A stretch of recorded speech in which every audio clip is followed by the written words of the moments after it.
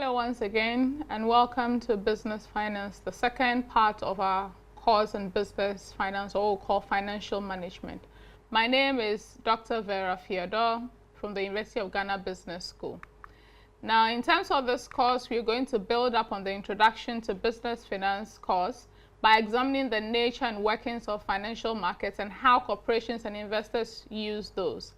Now, on building on the premise of the goal of financial management, which is to increase the value of the firm, we will look into detail the key corporate finance decisions that contribute to shareholder value, namely the investment decision, the financing decisions, and the dividend payout decisions.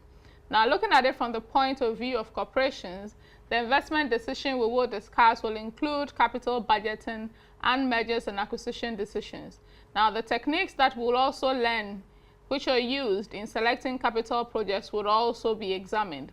Now, the financing aspect comprises decisions about capital structure, i.e., how much debt relative to equity is optimal for a particular firm. We would also consider how companies can return value to their shareholders, looking at dividend payments and other forms of payback strategies.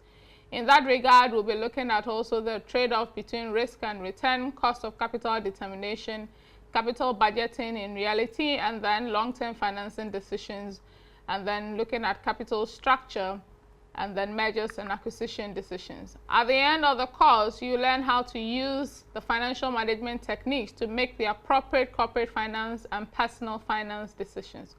Specifically, when you complete this project, you should be able to explain the trade-off between risk and return, because that's the heart of business decision making. You should also be able to evaluate the different techniques used in capital budgeting decisions, be able to analyze long-term financing decisions inclusive of dividend policy, look at the determinants of dividend policy, be able to discuss the theory and practice of cost of capital and capital structure decisions, and also be able to explain the basics of mergers and acquisitions. Our reading list will include Van Horn and Wackelway's Arbor on financial markets and institutions. We have Mensa on securities markets and investments. We have Kian et al. On financial management, the international edition. We've got Brilliant Myers and Marcos, and we've got Ross, Westerfield, and Jordan.